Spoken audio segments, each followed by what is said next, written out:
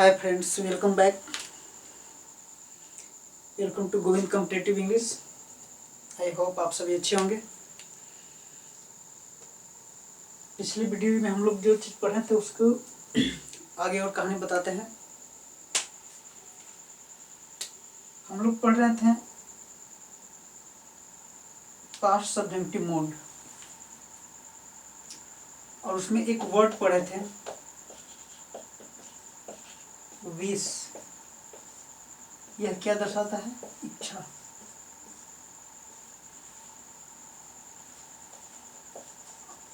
और imaginary situation को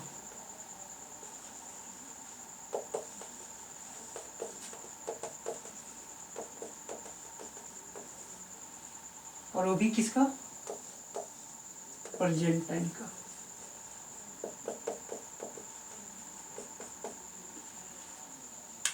पिछले वीडियो में हम लोग ये चीज पढ़ चुके थे कि विश एक ऐसा वर्ड है जो प्रेजेंट का इमेजिनरी सिचुएशन को दर्शाता है। इसको आप हिंदी में इच्छा बोल सकते हैं या काश, ये भी बोला जाता है। काश या जो मतलब बोलते हैं आई विश, काश में ऐसा होता वैसा होता, इस तरह से एग्जाम्पल इसमें आते हैं। और ये मैं आपको एग्जाम्पल देके समझाता हूँ।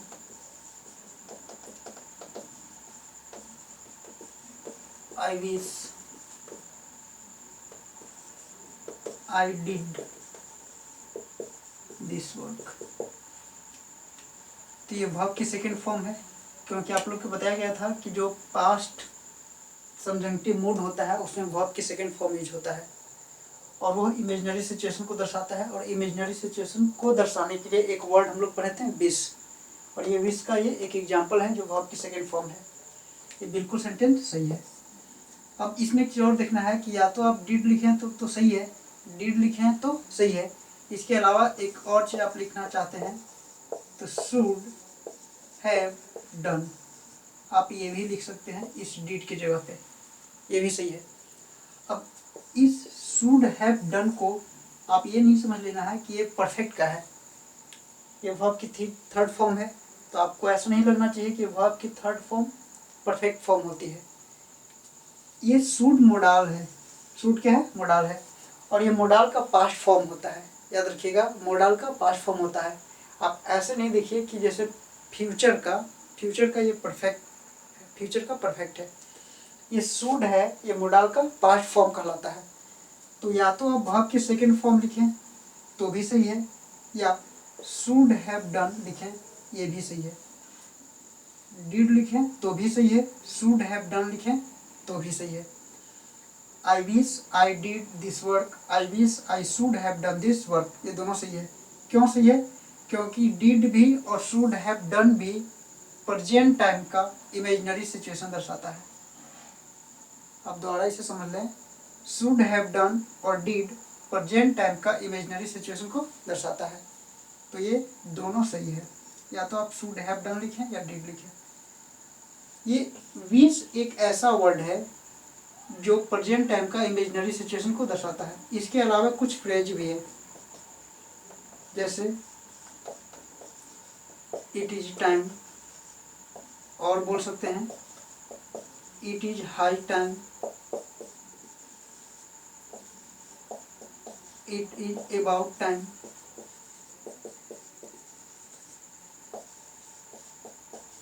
It is opportunity time, opportunity time नहीं, इट इज अपॉर्चुनिटी। या इसे और भी बोल सकते हैं, तो कभी कभी पेपर में इट इज हाई अपॉर्चुनिटी, ये फ्रेज हैं। ये एक वर्ड, सिंगल वर्ड है और ये एक फ्रेज है। तो इसके बाद यदि सेंटेंस में सब्जेक्ट हो तो वर्ब को सेकंड फॉर्म में लिखना है, या शुड हैव डन, या इस तरह से आप लिख सकते हैं।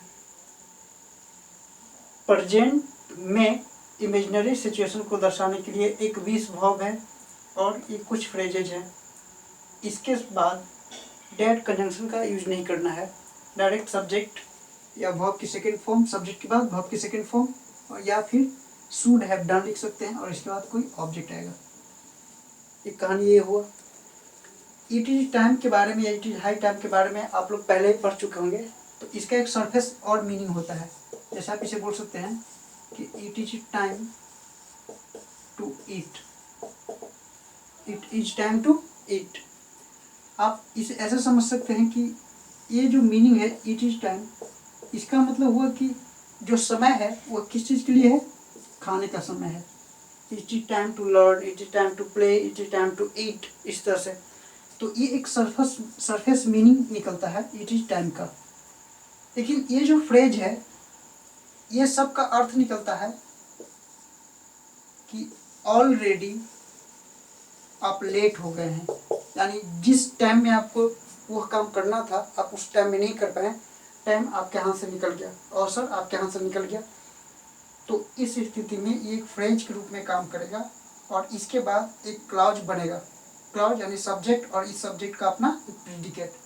तो यदि इन सारे फ्रेजेज के बाद कोई क्लॉज बनता है और उसमें सब्जेक्ट है, क्लॉज है तो सब्जेक्ट रहेगा ही, सब्जेक्ट और अपना एक प्रेडिकेट होता है, तो वर्ब की सेकंड फॉर्म या शुड हैव डन और उसके बाद ऑब्जेक्ट का हम जिक्र करेंगे।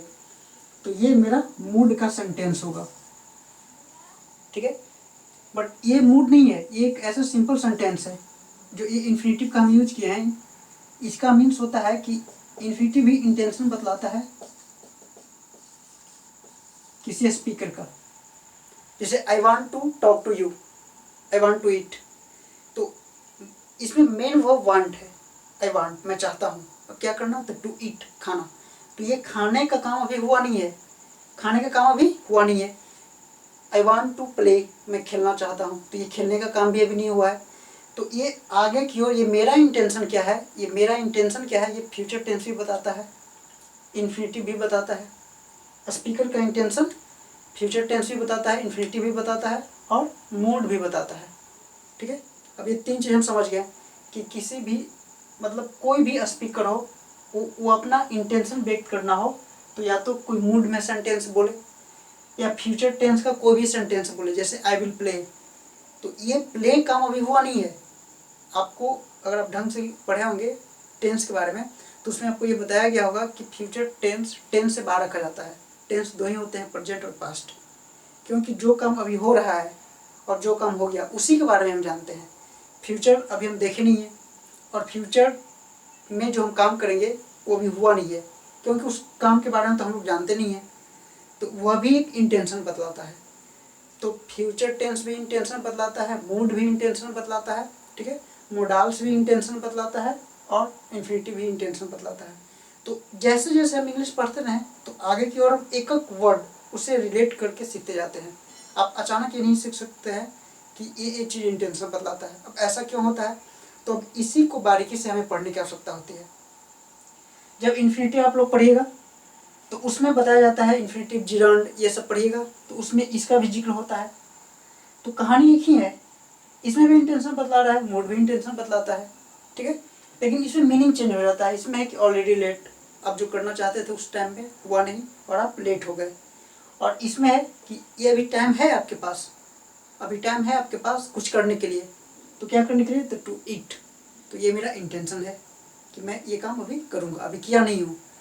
तो मोडाल्स हो, फ्यूचर टेंस हो, मूड हो और इन्फिनिटिव हो, ये सब क्या बतलाता है, किसी स्पीकर्स का इंटेंशन और ओपिनियन, ठीक है। तो इसका भी एग्जांपल हम आपको बता देते हैं। ये भी से हुआ और कुछ फ्रेजेस हैं जो प्रेजेंट का इमेजिनरी सिचुएशन बतलाता है, ठीक है। अभी इसका एग्जांपल हम अभी आपको देख के बताते हैं।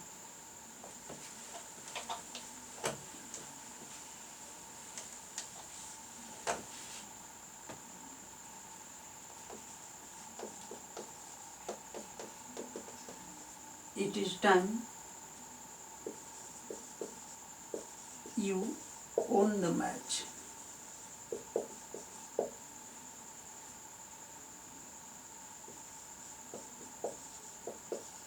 It is about time she read this book. It is time, इसके बाद ये सेकेंड पर्सन और ये वर्ब की सेकेंड फॉर्म लगाए हैं। इट इज टाइम हो, इट इज अबाउट टाइम हो, और इसके बाद एक क्लॉज बना। क्लॉज में मीन्स अपना एक सब्जेक्ट हो और प्रेडिकेट हो। प्रेडिकेट कहने का मतलब जैसे आप समझ लीजिए, जैसे लिखा हुआ है कि ही प्लेज क्रिकेट, तो इस सेंटेंस में यह सब्जेक्ट है, और सब्जेक्ट के अलावा सेंटेंस में जो कुछ भी रहे वह सब को हम क्या बोलते हैं? प्रेडिकेट। याद रखना इस चीज को। कोई भी सेंटेंस हो उसमें सब्जेक्ट को छोड़कर जितने भी सारे वर्ड्स उसमें हो सारे को क्या बोलेंगे? प्रेडिकेट बोलेंगे। सभी को क्या बोलेंगे? प्रेडिकेट बोलेंगे। तो क्लॉज तभी निर्माण हो सकता है जिस सेंटेंस में सब्जेक्ट हो और इस सब्जेक्ट का अपना एक प्रेडिकेट हो। तो इस सब्जेक्ट को छोड़ दिया जाए और वर्ब के अलावा जो भी वर्ड रहे इस वर्ब के साथ में सारे को प्रेडिकेट बोलेंगे। तो यह एक क्लॉज बना। और ये ऊपर वाला में यू ओन द मैच, यह क्लॉज बना। तो यही वर्ब की सेकंड फॉर्म है। अगर रीड की बात किया जाए तो रेड पढ़ेंगे, लेकिन सेकंड फॉर्म ही है। या तो रेड लिखें या इसमें ये भी लिख सकते हैं शुड हैव रेड, और ये वोन को भी आप लिख सकते हैं should have own the match. ये दोनों सही है।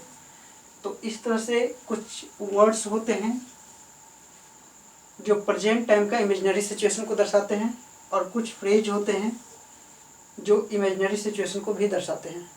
समझे बात को? अब इसके अलावा कुछ और है, उसके बारे में भी चर्चा कर देते हैं।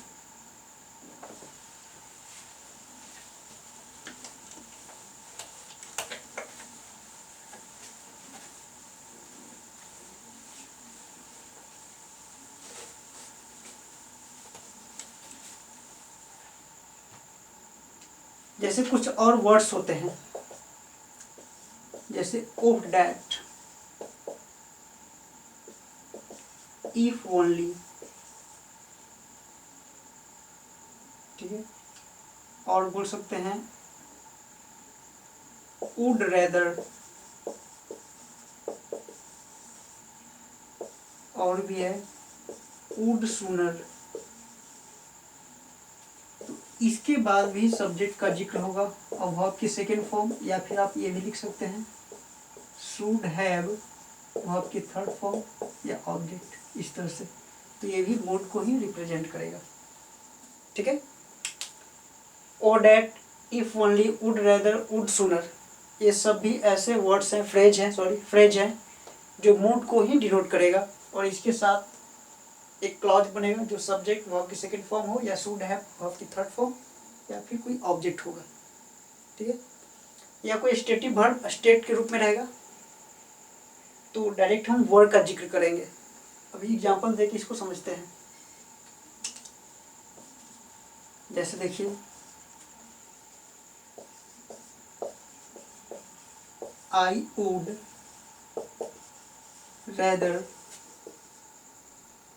You have on the match. एक और एग्जांपल लिखते हैं, I would rather read than play. अब ये दोनों सेंटेंस में देखिए, आई वुड रेदर और एक ये क्लॉज हुआ आपका you have own the match. तो वर्ब की सेकंड फॉर्म आपको यूज करना है तो वॉन कीजिए, या फिर शुड हैव ओन का जिक्र कीजिए। इस वाले एग्जांपल में देख लीजिए, I would rather read than play. ये वुड रेदर के बाद ये रेदर आपको सबको दिख रहा होगा, लास्ट में ईआर है, तो ये डिग्री का भी जिक्र करेगा। समझे बात को? तो ये जो सेंटेंस है ये मूड का नहीं है, ये सेंटेंस मूड का नहीं है। ये फिर हम डिग्री में चले गए। वुड रेदर मीन्स हम रीड को ज़्यादा प्रिपेयर पसंद करते हैं प्ले की अपेक्षा। समझे बात को? तो वुड रेदर हो या वुड सूनर हो, इसका जिक्र हम डिग्री में भी करते हैं, और वुड रेदर हो, वुड सूनर हो, इसका प्रयोग हम मूड बनाने में भी करते हैं। तो ये मूड का सेंटेंस हुआ, और ये फिर मेरा डिग्री का हो गया। समझे बात को? यानी आपको ऐसे समझना है कि एक शब्द एक से अधिक सेंटेंस में अलग अलग फंक्शन कर सकता है। और कंपटीशन लेवल पे आपको यही पढ़ने के लिए है कि फंक्शनल ग्रामर हम लोग पढ़ते हैं। हम लोग कंपटीशन में फंक्शनल ग्रामर पढ़ते हैं। वर्ब का किसी भी सेंटेंस में या कोई भी वर्ड का हम किसी भी सेंटेंस में यदि हम उसको मेंशन करते हैं तो उस सेंटेंस में वह क्या काम कर रहा है, उसके बाद हम उसका नामकरण करते हैं, आइडेंटिफाई कर पाते हैं कि एक शब्द क्या है। समझ बात को। हम एक शब्द को पहले से नहीं ये पहचान पाएंगे कि यह ये चीज़ है और ये हमेशा यही रहेगा, ऐसा नहीं कर सकते हैं। तो पार्ट सब्जेक्टिव मूड में ये भी कुछ फ्रेजेज हुए और इसके अलावा भी पढ़ें, it is time, it is high time और एक विज पढ़ें। ये सब जो है पार्ट सब्जेक्टिव मूड का प्रेजेंट में इमेजिनरी सिचुएशन को दर्शाता है। ठीक है, आप ऐसा नहीं कर सकते हैं कि प्रेजेंट का नहीं पास्ट का इमेजिनरी सिचुएशन दर्शाए, तो उसके लिए फिर पास्ट परफेक्ट पढ़ना पड़ेगा, जो इसके बाद हम उस पर विचार करेंगे। ठीक है, तब तक इतना पढ़िए और एक एक वीडियो शुरुआत से वीडियो इसका लेक्चर 1 से देखना है। मूड का आप वीडियो लेक्चर 1 से देखेंगे तो ज़्यादा समझ में आएगा। ठीक है, चलिए मिलते हैं अगले वीडियो में, तब तक इसको आप ध्यान से समझिए और पढ़िए। ठीक है, थैंक यू।